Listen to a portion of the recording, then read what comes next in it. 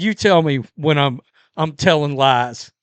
You can see it right now. You're tuning into Black and White Sports on YouTube. The no-holds-barred truth on sports.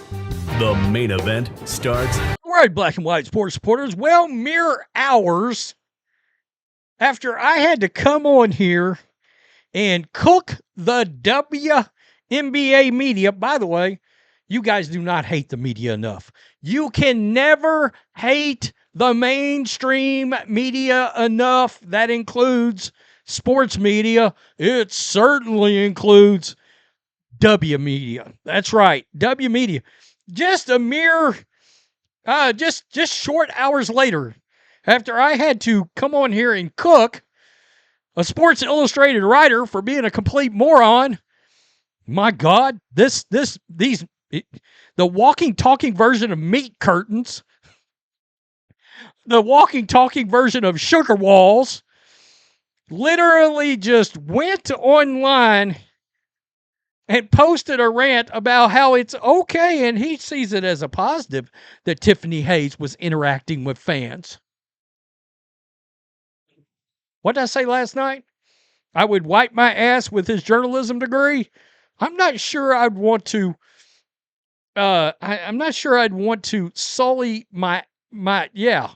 Keep that. Just keep it. Put it down the trash disposal. You don't need it. Wow, this is some irresponsible comments considering the climate of the league. This fan, it's bad when fans legitimately, and this is why people are consuming channels like mine, like Ben Daniel, like CDS, and like so many of the other creators. The reason they are consuming our product is easy. We're going to tell them the truth. We're going to try to be the voice of the fans. We're going to give the pulse of the fans. This is pathetic. WNBA players should not be interacting on social media with fans joking about causing player harm. Well said, perfectly said, end of story, period. This is just one of the other reasons why this league's not taken professionally, because their stars literally get upset and butthurt and run the social media. Again, I have covered a lot of football in my time, and it is my oath I will never cover any sport differently than I will cover another sport, including the W. You don't see NFL players doing this. You don't. You don't see these players doing this. So, enter in Grant Young, Sports Illustrated writer, the guy that tried to flex on CDS. Oh, I'm a journalist. And I know what I'm talking about. Okay. You don't hate the media enough. As soon as I hear journalist, I immediately shut my ears off. WNBA players engaging with fans online is exactly why the league feels different from every other sport. I think it's a good thing. Let's listen to old meat curtains here.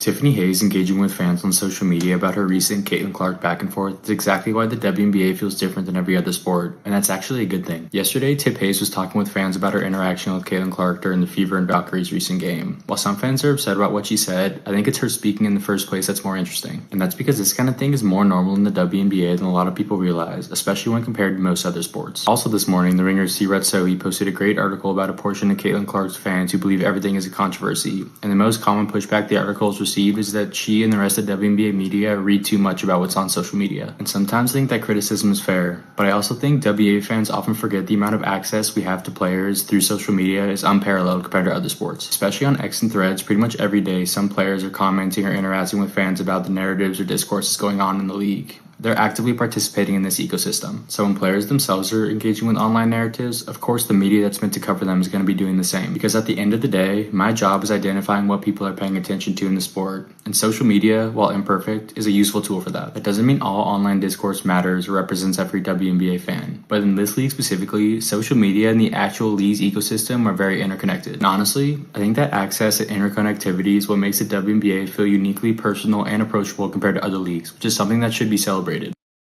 got to be more careful. Flexing his media muscles, he thinks that kind of interaction is a good thing. Okay. All right. I mean, I understand that most of our audience has long since checked out on the media. And honestly, a lot of people are coming right out and saying, this guy is saying this shit. He's got to be for clicks at this point. What's funny is he boasted to you about his press credentials and proceeds in this to say he gets unprecedented access to players through social media. I guess he's made a lot of friends with those credentials, giving him unprecedented in-person access. It also makes the court performance suck. Agreed. That is exactly right. It affects the on-court performance. These players do not maintain a they don't remain professional. They've intertwined their personal relationship, everything, into the league. The ones making the noise on social media are the same ones that should be spending that time on the practice court. The shit talkers are rarely as good as they think there are, and the CC types will continue to kick their asses. Don't you think that sometimes he puts stuff out just to get some clicks? Clickbait, young. I get it. Seriously. All right. Seriously, let's just keep it real right here. He looks like Jason Voorhees and Lorenzo Lamas had a hybrid love child. I swear to God, folks. I swear. Engaging with fans on social media about her you tell me when I'm telling lies. You can see it right now as well as me. Seriously. Let's go over to this young lady right here, because I guess she's an influencer. The Rara Report on YouTube. I'll be checking this young lady out. Woo-wee! She gave a quality opinion, and she kept it real. Check this out, folks. I'm so sick of the nonsense that this girl has to go through.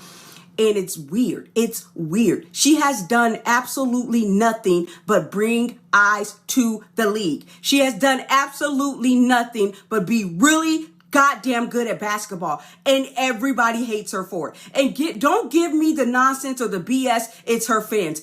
And, oh, she's supporting racists and all of this, because I can point to you every athlete, every celebrity, every single person known and famous who has done something crazy that you guys are forgiven. This girl herself personally, she hasn't done anything. She doesn't do anything. All she does is want to play ball. And when she's not doing anything, she's trying to empower people. She has a foundation. She goes and talks to women. She goes and uplifts people. When she does interviews, it's never about her. She's always about everybody else. But people steady make her out to be the enemy.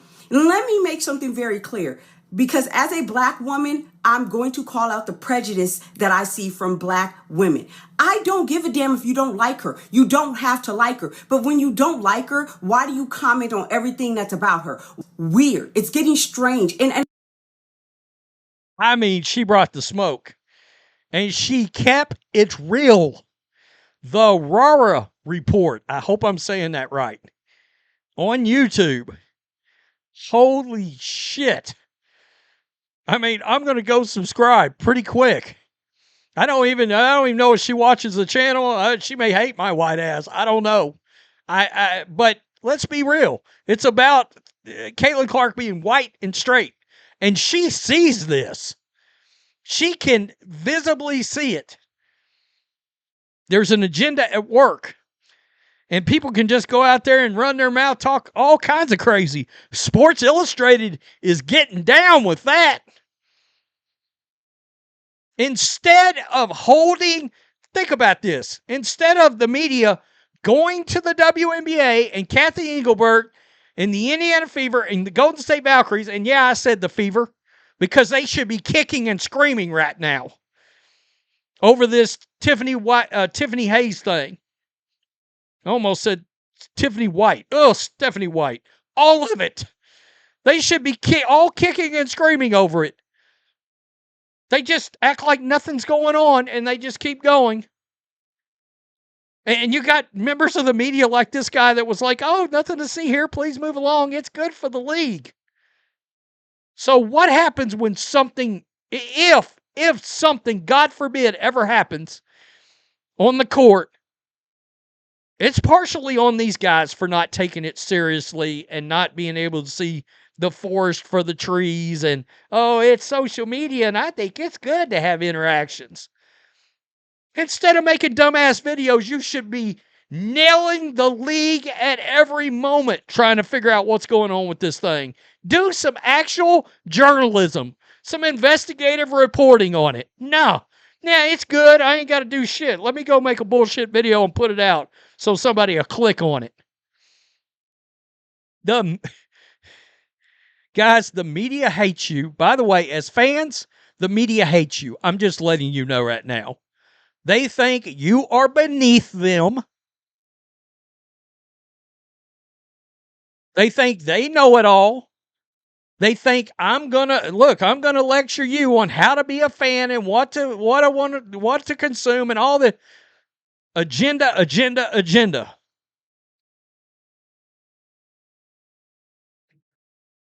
This is a whole new component. They decided to go in on us.